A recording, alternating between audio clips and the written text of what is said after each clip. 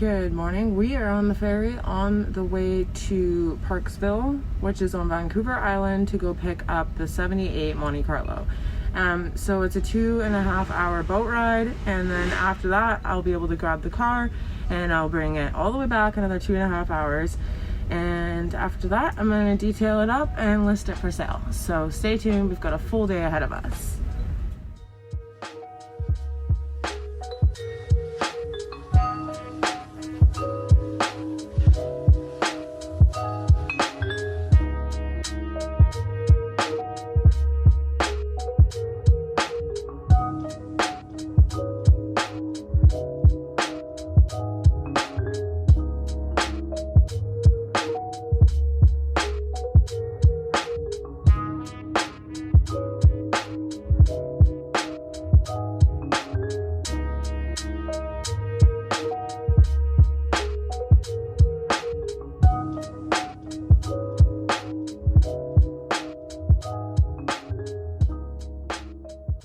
So I made it back to the ferry with my 78 Monte Carlo. I wanted to document this whole trip for you, but unfortunately it didn't work out because every G-Body always does. We had a couple technical issues, but we got it all fixed. I shouldn't even say me because I'm wearing white shoes and I didn't do shit, but Diesel got it all fixed, and now I'm on the boat. I'm on my way home, and I'm going to be putting this car up for sale this week.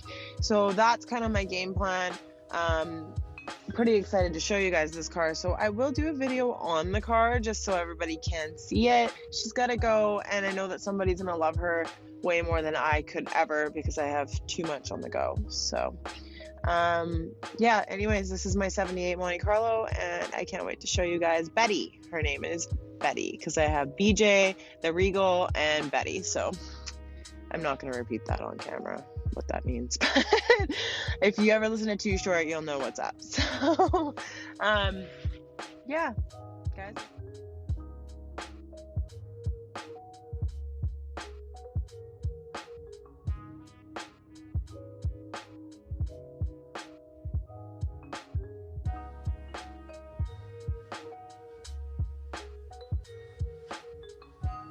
What's happening, guys? I know that I wanted to document this whole trip for you guys, picking up Betty, but it didn't go as planned. So Betty didn't want to leave, and she didn't want to come home. Honestly, this car just doesn't like me. So it's like at the point now where she needs a new home, and I'm going to be putting her up for sale this week. I'm going to detail her tomorrow, and then I'll do some more close-up video.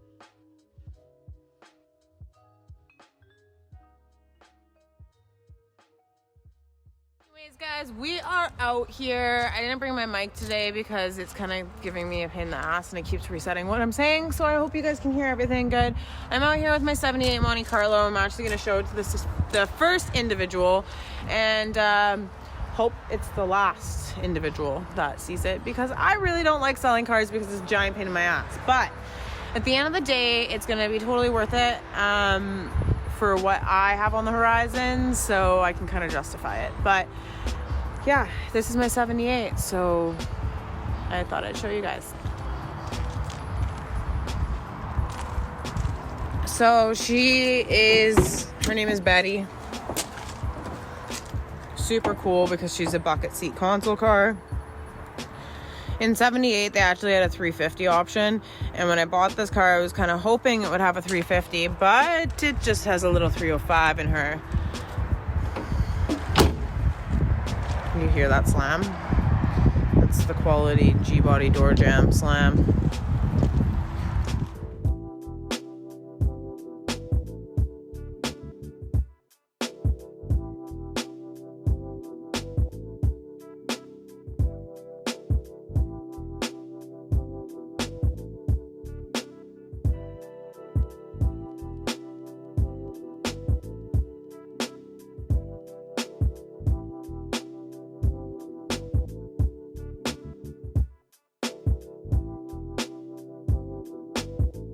What's happening, guys? It's real bright in here. I'm sorry, I hope you can see my face, but I just wanted to take a moment, hop on and talk about Betty, because my recording and documenting process with Betty did not work out as planned and whatever, but honestly Betty was not cooperating with me, and by the end of my weekend yesterday I decided she hated me. So the only benefit to this is my sales skills. When I sell a car, like I honestly hate selling cars. I just don't like it. I don't like dealing with the variety of people. And I think I've done it so many times that I've gotten to the point now where I can filter everybody out. And I had a large amount of interest on that car, so therefore it was like kind of easier for me to, you know, filter it.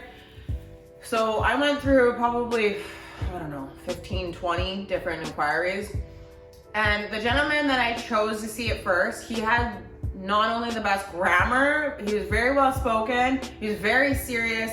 He made it known to introduce himself. He told me he was a cash buyer. Like he was very, I picked him because I knew that I knew that I wanted the first person that looks at that car to buy it. And sure enough, he showed up with his mom. Betty looked great. So he showed up with his mom, he walked around, he gets underneath it, they go for a drive, they come back, they're like, yeah, we want the car. So Betty sold to Richard yesterday. Thank you, Richard. But my weekend with Betty, damn.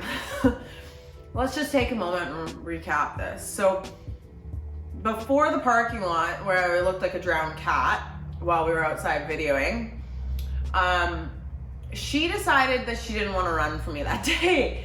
I went over to Vancouver Island, which is a 2.5-hour ferry, to go pick up this car. And I get there and she's dead.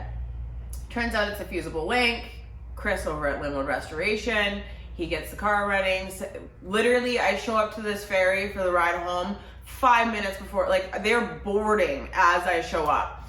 So I get on there, everything's good. I get off the boat, I get fuel. I'm ripping it down the highway. There's nowhere to pull over. Remember this, there's nowhere to pull over. I'm down double lane highway, no stoppings on both sides. My temperature light comes on because it's idiot lights on that car, right? So I'm like, are you kidding me right now? Like, where am I gonna pull over? What am I gonna do? I can't blow this thing up right now. I don't wanna do a motor swap this weekend. I wanna sell it. Like, so I make a quick decision to make this exit, run the light, because I'm like, there's no cars coming. I run the light, I pull over, can't get the hood open. Hood will not open.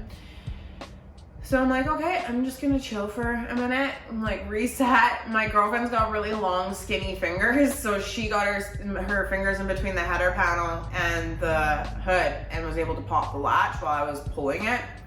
And G-bodies are usually sticky, but for some reason it just did not want to release. So I'm checking everything. I checked the belts, I checked the hoses, I checked the overflow. It's cool enough now because I was sitting there for about a half an hour for my girlfriend to show up with water. And sure enough, there's coolant in there, everything's good, everything's good. I'm like, why? Like, I guess it's tripping because I just fixed the dash lights. I don't know, I have no idea. So we go to leave, the hood won't close. Like, it was so locked, like, I'm like, what am I gonna do? I call my homie, he's like, oh, square body can just do that all the time. You gotta lift the hood up both sides, pull it back towards the windshield, and then fold it down. I'm like, okay. So I get her, like, I take a moment, I reset, like, try to think logically, mechanically. I'm like, let's do this synchronized movement and get this thing closed. It closed, no problem. Start driving, about to hit the highway, hood pops open. I'm like, are you, like, this car, I swear. So I pull over, like, thank God it happened then, because if it was 2 seconds later, I would have been on the highway and I would have folded that hood like a sandwich. So I pull over, I slam it shut, I start booking it home. It's pouring out, and then we pull up. We did a little bit of video there, as you saw, and I literally felt like a drowned cat. I was soaking wet, but I wanted to do something. So I did that, and then I get home. I bring it back out in the morning yesterday. Car is perfectly fine, totally fine. I get one of my employees to detail it up. Betty was shining. Like, she looked so good, the best she's ever looked since I've owned her. And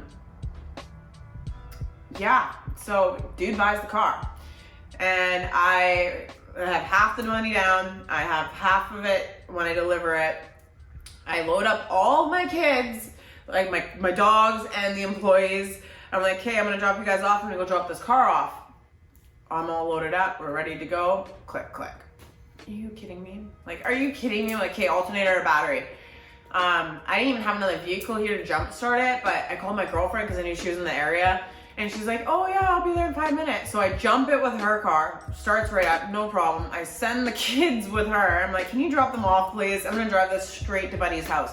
I make it like a third of the way there. My lights start dimming. I'm like, great, alternator, awesome. I'm like, what do I do? I'm gonna just keep going and see if I can have enough power to get there. I'm coming up this huge hill. I'm like looking at the top of the hill. I'm like, if I put this thing under power, it's gonna die. Like, for sure it's gonna die. So I make a quick right turn, like halfway up this hill. And I'm like, I'm gonna just start putting along. And then sure enough, it starts dying. I'm like, oh shit.